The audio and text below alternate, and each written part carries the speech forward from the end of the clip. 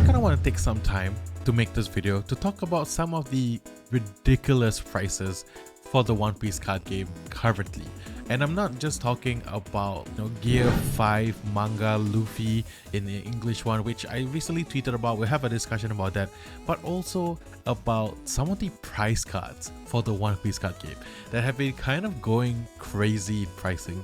Some of these are from Twitter, so we're going to talk about them, talk about the pricing a little bit, and also have a little discussion about the implication of such huge number on the pricing and what it means for the future of the One Piece card game. Because I think though there are good things about this, means like it's like the game itself is investable, viable, what does it mean for the regular folk? Those of us who can't spend thousands and thousands of dollars on literal shiny cardboard. What happens to us then? So without further ado, let's just talk about these cards and the pricing. And yeah, we'll just have a discussion about it. Let's go. So the first card I want to talk about is actually this Luffy championship promo that you get from winning the Bandai Card Fest. Yes, there are super limited copies in the entire world. I bet it's like less than 10 or less than 20 copies overall. And recently there's been a sale, and this is from a tweet by my main man RJ Jacinto. He also is a content creator for the One Piece card game. Go check out his channel. I'll link it in the description below. Where there was a sale that happened in Thailand, because the winner of this card was actually someone from Thailand, Wasin. And the shop, I believe it's Halloween's Home, sold it to this gentleman right here for 31,500. The exact number is actually 1,100,000 baht, which is the currency for Thailand, and which roughly translates to $31,516.36, which is 31k. Okay, insane. And the thing is, he bought it raw. It's not graded. He bought the raw copy for $31,000. I can't even wrap my head around the price of the card, because first of all, One Piece card game, less than 2 years old from the time of filming this video, reaching the prices of like more than some of some of the legend cards like Pokemon, Yu-Gi-Oh, and of course Magic the Gathering. Those card games have cards prices that do tend to reach around like a couple $100,000. I'm talking like the first editions, Charizard's, Illustrator Pikachu, for the Magic side, your Black Lotuses, and for a One Piece like price card to reach $31,000, $31,500. That's insane. That's completely insane to me. And the fact that someone actually bought it, I mean, must be nice for that man to have that amount of money to spend on cardboard. No, like honestly, nothing but respect for the buyer, because this is an insane looking card. I got the chance to hold it during the BCF, and it's like, if I could own it, I would. But if someone offered me 30k for this card, I'm getting paid, man. I'm getting hella paid. And insane. That's just an insane amount of money for a card. And that's not all. If I looked up, there was a tweet by Andy Collects, shout out Andy Collects, for a PSA 10 in Japan. The same Luffy graded at PSA 10 sold for about 3,980,000 yen, which roughly translates to about 28,167 USD. Yeah, we're talking about like 5 digits for a card right now. And like this, even though it's a little bit lesser than what the other gentleman paid for, it's still roughly around the same range, about 28,000 to 31,000. At that point, a couple of thousand doesn't even really matter. But yeah, someone bought this card for 28,000, for almost 4 million yen, 28,167 USD. Insane. Which means that if like the bigger whales in the TCG market, those who collect like the first edition Charizards, those who collect the Black Lotuses, the first edition Blue Eyes from Yu-Gi-Oh, will they be looking at One Piece as something that they will add to like collections? Because who knows how much this card would be 5 years down the line, or even like 1 year down the line? Would it go up or would it go down? Because right now we don't know how many copies there are of this in the world. I am guessing there's going to be, for Japanese side of things, it's going to be less than 20, and for like the English side there'll probably be a little bit more copies, but not to the same extent as like the serial number Luffy where you have 700 and 500. This one will probably be in like the double digits of amount in the entire world, which means that maybe the price is justified. You know, if you have the money and someone's willing to pay that much for this kind of card, then sure, understandable. But 28,000, you could buy a new car, not in Singapore, but in the States for sure. You can buy like a new car. That's like someone's student debt right there. Insane.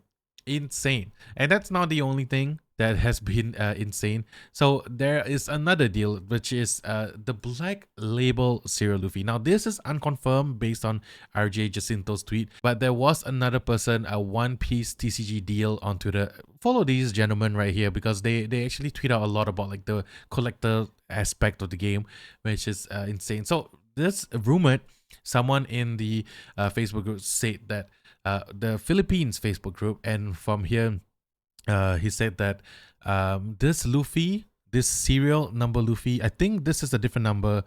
This is a different number. So I don't know if it's the same card, but a Black Label Luffy was sold for almost 100,000, like 90K, essentially the price of 2 Bitcoins.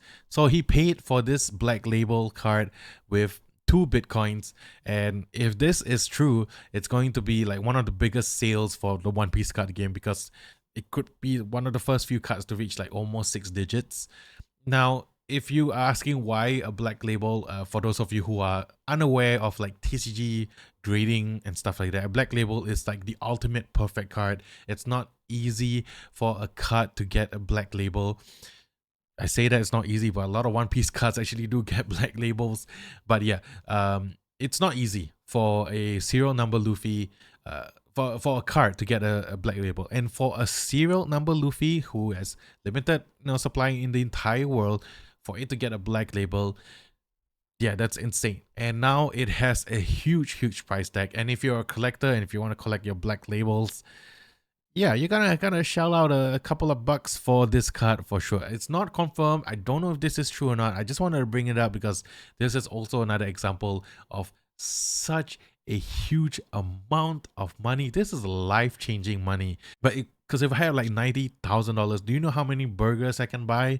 I don't have to be hungry for like the next 7 years of my life with this amount of money. And some people do make this amount, and good for them, and they can spend it however they like. I just think it's a ridiculous amount for a Black Label card, especially because One Piece card game is still relatively new to TCG. We don't know how it's gonna fluctuate in the next 5 years or so. I don't know if One Piece is still in a bubble. And speaking of it being in a bubble, let's talk about this. This is the Gear 5 Manga Luffy English version for OPO 5, and shout out One Piece TCG deal once again, because he tweeted out that, or he or she, I'm not really sure, tweeted out that this is almost $4,000 on TCG Player. Almost 4,000, and what someone just said just went up 4.7. I can't wrap my head around the price, because if you look at like the Japanese version of Gear 5 Luffy, it's about like 1,000 plus raw, maybe about 2K, 1.8 to about $2,000 graded at a PSA 10. That's kind of roughly how the card is priced right now. And usually when you look at manga cards, they tend to have a bigger of a high, 1 or 2 sets after its release, and it will slowly dwindle down to a new happy medium. You can take a look at the prices of Manga Shanks, Manga Ace. All of them were at that $1.5 thousand price point, and then it slowly dwindled out to their base, which is like, I guess it's about almost close to 1,000. And I'm not sure if Gear 5 Luffy, because of its iconicness, whether it's gonna follow in that suit, whether it's gonna go down. But nobody, and I really mean nobody, should be paying more than $4,000 or like more than $3,000 even for this card, because one, it's in a freaking set. It's not a tournament prize winning card. It's in a set, means there's plenty of copies of this around. There's probably more than there's probably thousands of, even though supply is really low, and I bet you that Bandai is gonna reprint the shit out of OP05. The price is gonna dwindle down. So don't FOMO out. Don't fear of missing out for this card. Just look at TCG trends and notice that this card is way priced above its level, and it will eventually dwindle down. You just gotta wait out the sellers if you do plan to pick up a copy of this. I actually tweeted out, I said, getting a little crazy on this discussion below. Does this card deserve this price tag? And a lot of people actually replied to me talking about the price of it. There's a few that I kind of want to say out. For example, Bastian says maybe when it's more popular, the card price could be justified. Maybe after 10, 15 years, yes, there would be a little bit of legacy towards it. And yeah, I do kind of agree with Bastian. But right now, it's pure hype price. And you know, TCG and hype prices go hand in hand, and you shouldn't be paying that much. So hopefully, like, sellers relax, buyers also relax, so that they don't spend so much money. Christian Toveka says, but again, it's Manga Luffy in Gear 5. Literally should be the highest value character for this game. I tend to agree because of the iconicness of Gear 5 Manga Luffy. But yeah, I don't think it's uniqueness issue. I really do think it's a supply issue. Like how Monkey D Newgate says, it should be about half that. PO5 supply has been piss poor on Bandai's behalf. And I hope that they meet the demand. A lot of these people, this lucky gum game is essentially, a lot of people have been saying that it's more of a supply issue. Right now, there's not a lot of OPO5, and it's pretty hard to get out of the market. I've seen like people finding it at random like Walmarts or Targets, and some people not even being able to buy a booster box. So once more supply has been introduced to this game, this price is going to tank. And I'm telling y'all first, if you're watching this video and you're thinking about picking up a Gear 5 Manga Luffy, don't do it now. Wait the hype out. Wait till like OPO7 comes out. There's some rumors about some mangas. I don't know. I don't want to confirm anything, so I'm not going to talk about it.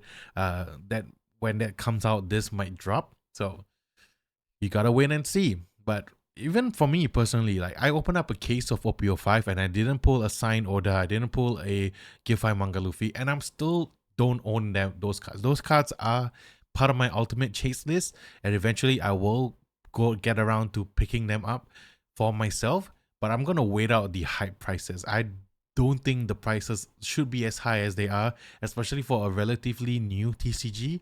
And if I miss the mark and they continue to rise like in the next year or so, especially in 2024, then sure, okay, then I'll pick it up at a price that I would feel like it's justified.